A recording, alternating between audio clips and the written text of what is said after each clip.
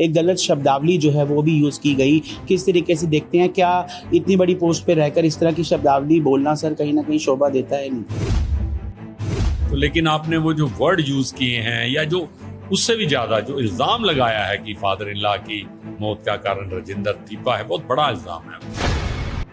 जो गरीब के लिए मेरे पास दर्द है उसका मैं दर्द अपना समझ के जो करता हूं ना, अमन अरोड़ा मैं नहीं समझता कि वहां तक पहुंच सकता है।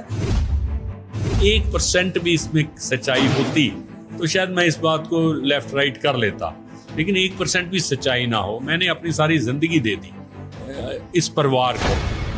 जो इंसान सच्चा होता है उसे काफ़ी दुख लगता है, लेकिन बात जब आपके फादर इन लॉ पे आई तो कहीं ना कहीं हम आपसे बात कर रहे हैं, आंखों में वो इमोशनल भी आप हो रहे हैं। मेरे अपने फादर से भी ज्यादा उनसे प्यार था, है ना। तो सारी चीज हो तो जब चलो ऐसी बात आएगी, इनका जवाब देना पड़ता है, कहीं ना कहीं मन भावुक होता है।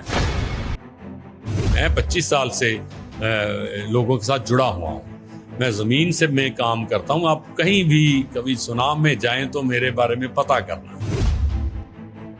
एग्जीक्यूटिव है हमारी जो इंस्टीट्यूशंस है उसको कैसे मिसयूज किया जा रहा है हर लेवल पे।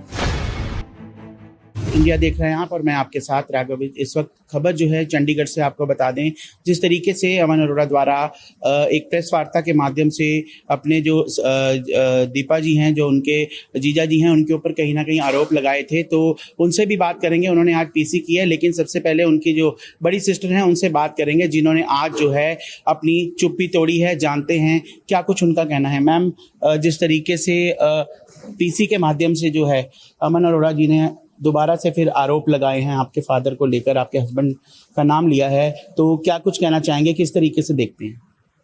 नहीं जी, जो आरोप लगाए हैं एक बार नहीं लगाए, बहुत बार लगाए हैं, और वो बहुत ही इट्स वेरी अनफॉर्चुनेट, जो नहीं होना चाहिए। बट जब कोई भी चीज़ बार बार हो रही है पैटर्न में, एक पॉलिटिकल एजेंडा को अपने को एक गलत प्रोपेगेंडा हो रहा है, तो कहीं ना कहीं फिर बोलना भी पड़ता है। मैम, इतना टाइम लग गया आपको चुप्पी तोड़ने में? इससे पहले भी हालांकि देखा गया हर बार जो है आप चुप रहे, कहीं ना कहीं परिवार को लेके चुप रहे या क्या कुछ कारण रहे, आज जो है चुप्पी तोड़ी है। प्रेस कॉन्फ्रेंस भी किया आपने अपने हस्बैंड के साथ मिलकर, और उनमें भी कई चीज़ें आपने बोली हैं।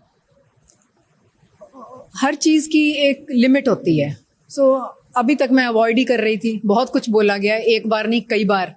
इवन मेरी सिस्टर को, मेरी जो मेरे ब्रदर थे दूसरे कमल, उनकी वाइफ को, उनके बेटे को, मम्मी को, सबको बिठा के जब इनको सज़ा हुई थी 2 साल की, तो तब भी मतलब उनसे कहलवाया गया, बहुत कुछ बोले थे, तभी भी मैं कुछ नहीं बोली। बट वो कहीं ना कहीं then you have to put your foot down कि नहीं, ऐसे हमेशा नहीं चल सकता।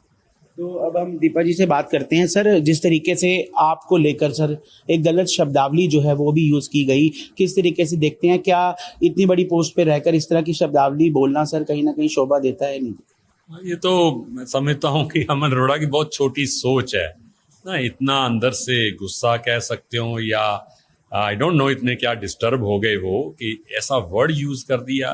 ठीक है, हम अपोनेंट हैं, चलो रिलेशन तो हमारा रहा नहीं, चलो रिश्ता कभी ना कभी रहा है, आदमी थोड़ा सा लिहाज करता है कि पॉलिटिकल बात करो, आप वैसे करो।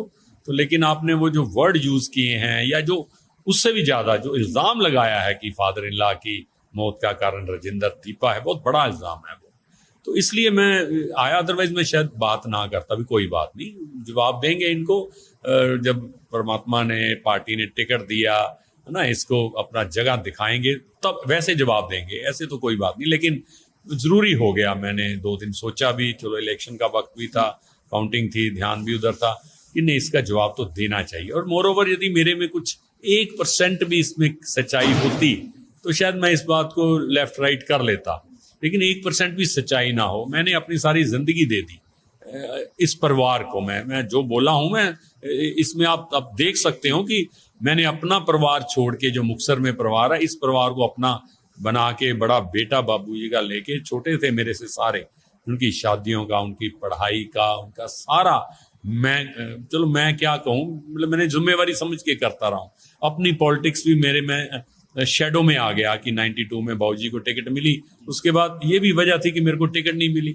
अब 2000 में बाबूजी के जाने के बाद मेरे मदर इन लॉ चाहते थे कि राजेंद्र दीपा को टिकट मिले, क्योंकि पॉलिटिक्स में लाने वाले राजेंद्र दीपा ऐसा इंजन है कि ये परिवार को खींच के ले जाएगा, बच्चों को भी सेट कर देगा, परिवार को भी सेट कर देगा। लेकिन अमन अरोड़ा ने तब जो धोखा दिया, जो प्रॉपर्टी के कागज पे साइन भी करा ली, हमारा लालच नहीं था कि यस वो प्रॉपर्टी आपकी है, बेटों की होती है, लेकिन जो वादा किया था कि मैं इलेक्शन में अपनी बहन के साथ चलूंगा, उसको जब तोड़ा तब मैंने बोला था कि अमन अब तूने धोखा दिया है, अब परमात्मा उम्र दे, हमें लंबी उम्र दे, तुम्हारी भी हो मेरी भी हो, मैं लड़ाई लड़ूंगा, एक दिन दिखाऊंगा कि तूने बहुत बड़ी गलती की थी तब अपनी बहन को धोखा देके, मेरे साथ धोखा करके। सर कहीं ना कहीं देखा जाता है जो इंसान सच्चा होता है उसे काफी दुख लगता है, लेकिन बात जब आपके फादर इन लॉ पे आई तो कहीं ना कहीं हम आपसे बात कर रहे हैं, आंखों में वो इमोशनल भी आप हो रहे हैं, साफ तौर पर दिख रहा है जो सच्चा इंसान है वो कभी बोलने से घबराता नहीं है। सर कैसे नहीं, बात सही है, क्योंकि मैं बहुत ज्यादा ना मेरा उनसे रहा है, मतलब वो वैसे पॉलिटिकल नहीं थे, मैं तो स्टूडेंट डे से वो तो बड़े सिंपल से थे, मतलब वैसे पॉलिटिकल नहीं थे, तो वो एक बड़ा बाप, मेरे अपने फादर से भी ज्यादा उनसे प्यार था, है ना। तो सारी चीज हो तो जब चलो ऐसी बात आएगी, इनका जवाब देना पड़ता है, कहीं ना कहीं मन भावुक होता है। चलो एक और बात कही उन्होंने कि रवनीत बिट्टू को जो है सभी हमारे भेद जो है वो उन्हें दिए जाते थे, सर उसको किस तरीके से देखते? नहीं, ऐसा कुछ नहीं है, मैंने कोई भेद नहीं दिया, उनको ये सारा कुछ पता था, जो भी बहुत कुछ है जो बताया जा सकता था, मैंने कोई ऐसी बात नहीं की। उन्होंने कंफर्म किया मेरे से, जस्ट एक वेरीफाई किया है कि हाँ दीपा केस चल रहा है, कब डेट है, तो मैंने बता दिया डेट ये है, और पता ही था कि फादर इन लॉ की डेथ किन हालातों में हुई है, और ये जो पता था ना, जो साइन मदर इन लॉ ने के फादर इन लॉ की, ये बड़ी बात थी, ये इसका मैंने स्पेसिफिक पूछा, मैं क्या यार वो मैं बता देता हूँ, लेकिन आपको कहाँ से पता चला ये बात? तो वाकई कहते हमें सुनाम से पता चला है, कहते बताओ, मैं चुप रह गया, वो समझ गया कि बात ठीक है, इतनी बात है, मैंने कुछ ना ही तो उनको फोन किया, उनका आया था तो मैं अभी भी कह सकता था कि नहीं मैंने तो कोई बात नहीं की, मैंने तो कुछ नहीं बताया, लेकिन मैं जब कह रहा हूं कि मैं झूठ बोलूं तो मैं परमात्मा को जान के बैठ के आज प्रेस कॉन्फ्रेंस कर रहा था। मैं चलो सभी कहते हैं हम सच बोलते हैं, मैं अक्सर झूठ बोलता नहीं हूँ।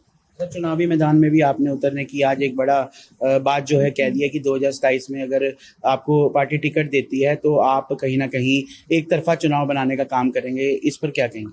मैं बिल्कुल, मैं 25 साल से लोगों के साथ जुड़ा हुआ हूँ, मैं ज़मीन से मैं काम करता हूँ। आप कहीं भी कभी सुनाम में जाएं तो मेरे बारे में पता करना, मैं अपने बारे में सभी कहते हैं, राइट, मैं भी कह रहा हूँ, लेकिन मेरे को इतना विश्वास है कि जिस दिन बराबर की फील्ड हुई ना, बराबर पर हुआ, एक तरफ अमन हुआ, मेरे पास भी टिकट हुई, मैं बिना टिकट से ही लड़ता रहा हूँ, 19,000 भी वोट मिली थी, दूसरे इलेक्शन में कम भी मिली, लेकिन जब बराबर की हो गई ना तो फिर मुझे लगा कि लोग मुझे इससे ज़्यादा पसंद करेंगे। मेरा जो स्टैंड है, मेरा जो सच है, मेरा जो सेवा भावना से राजनीति करने की मेरी बात है, जो गरीब के लिए मेरे पास दर्द है, उसका मैं दर्द अपना समझ के जो करता हूँ ना, अमन अरोड़ा मैं नहीं समझता कि वहां तक पहुंच सकता है। वो चीज लोगों को मेरी ज्यादा भाएगी, 25 साल से देख रहे हैं, तो मैं लगता है कि मैं ये कामयाब होऊंगा। सर आज की डेट में देखा जाता है मीडिया का रोल एक अहम रोल माना जाता है, तो कहीं ना कहीं कुछ मीडिया के लोग हैं जो नेता की कहीं ना कहीं आगे पीछे घूमते नजर आते हैं। आपको मैं एक चीज़ बताना चाहूँगा सर, हमारा जो चैनल है, हम निष्पक्षता से जो चीज़ है, सच्चाई है, वही दिखाते हैं, ना हमें कोई सरकारी ऐड चाहिए, ना ही हम किसी पार्टी वालों से पैसे लेते हैं। तो मीडिया के रोल को लेकर क्या कहेंगे? बहुत अच्छी बात है, बड़े रेयर मीडिया रह गया कि जो आप भी तो कैमरे के सामने सारी चीज कर रहे हो, यदि ये चीज नहीं होगी तो लोग कमेंट्स भी लिखेंगे, अरे भैया क्यों झूठ बोल रहे हो, आप भी तो गोदी मीडिया हो, आपने तो ये बात पूछनी चाहिए थी, नहीं पूछी।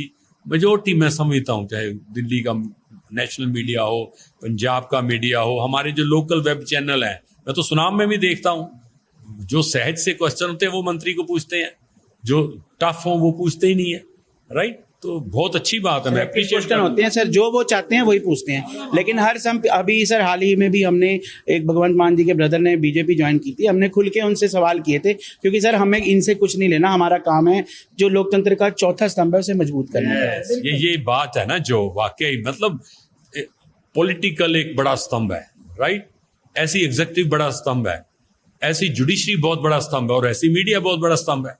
लेकिन खास करके जब से बीजेपी आई है, सब करते हैं थोड़ा थोड़ा, लेकिन जब से बीजेपी आया है ये गोदी मीडिया का नाम तब से पड़ा है ना। और तब से जो हमारी एग्जेक्टिव है, हमारी जो इंस्टीट्यूशंस है, उसको कैसे मिसयूज किया जा रहा है हर लेवल पे। दिल्ली में मोदी लोग कर रहे हैं, यहाँ पे ये विजिलेंस का दूसरा तीसरा मिसयूज ये कर रहे हैं, ऐसे ही मीडिया का कर रहे हैं। आपको भी कई चीजें आज भी शायद बहुत लोगों को रोका हो कि आपने नहीं जाना कांग्रेस भवन, ऐसा नहीं करना, रोका होगा। मुझे भी पता चला है कि रोका गया है, राइट। तो ये इतना ही आप सच्चे हो तो बड़ा ओपन होना चाहिए। और आप तो डिफरेंट पार्टी हो भाई, आप तो डिफरेंट सोच से आए हो, आप तो बदलाव का नारा लेके आए हो। आपने तो लोगों ने बहुत कुछ देखा था, ये सारी कमियां देख के ही रवायती पार्टियों में आपको लोगों ने वोट डाली है। 92 सीट्स दी हैं, लेकिन आप भी ये कुछ कर रहे हो तो लोगों को कितना दुख हुआ होगा, कितना गुस्सा होगा। तो मैं समझता हूँ 2027 में ये गुस्सा निकलने वाला है, ये चीज सामने आने वाली है। मैम आखिरी सवाल आपसे, अमन अरोड़ा ने सबसे ज्यादा वोट लेके जीत दर्ज की थी, तो क्या आप आने वाले चुनाव में जब पार्टी आपके हस्बैंड को टिकट देंगे तो 1 और 1 11 बनकर इस रिकॉर्ड को तोड़ेंगे? हाँ जी बिल्कुल। ये अभी का नहीं है, ये 2002 से लेकर 2007 तक भी हमने दोनों ने इकट्ठे काम किए है। और उसी की वजह से ही as independent also he like उनको 19,000 वोट पड़ी थी। अमन के पास तब कांग्रेस की टिकट थी एंड ये आजाद खड़े हुए थे। मैडम पिताजी का आशीर्वाद किसके साथ होगा ये बताना आपके लिए बड़ा मुश्किल होगा, फिर भी दर्शक जो हैं वो जरूर जानना चाहते हैं। पिताजी तो अब नहीं है हमारे बीच में, बट हाँ सुनाम के लोग हमारे साथ हैं और उनका आशीर्वाद सबसे ऊपर है, भगवान का है, पिताजी का है, सब। तो लोगों से उम्मीद करेंगे कि इस बार पूरा अपना आशीर्वाद हमें देंगे। तो ये देखा आपने जिस तरीके से अभी बेबाकी से सवालों के जवाब दिए गए, कहीं ना कहीं साफ तौर पर यह भी कहा गया दीपा जी द्वारा कि कहीं ना कहीं जो सच्चा होता है वो हमेशा अपनी आवाज़ को बुलंद तरीके से रखता है। और इन्होंने एक ओपन बात भी कही है कि कहीं ना कहीं अगर मेरे सवालों का जवाब जो है वो देना चाहें तो जब मर्जी दे सकते हैं, लेकिन अब देखना होगा क्या अमन अरोड़ा इनके द्वारा दिए गए जो सवाल हैं उनका जवाब कब तक देते हैं, या ऐसे ही वो इन सवालों से बचते हुए नजर आएंगे। यहाँ कंस्ट्रक्शन में हम क्वालिटी से नहीं खेलते हैं, यहाँ पे कंस्ट्रक्शन फील्ड से नहीं प्रिसीजन से हो रही है। तो genesis Heights project RERA approved है, SBI अप्रूव्ड है, कंस्ट्रक्शन फुल स्विंग पे है। दैट मीन्स आपकी इन्वेस्टमेंट 100% सेफ है। तो चंडीगढ़ यहाँ से मात्र 4 मिनट, एयरपोर्ट 10 मिनट की दूरी पे, decathlon, DMart, KFC, McD, everything with in 2 minutes.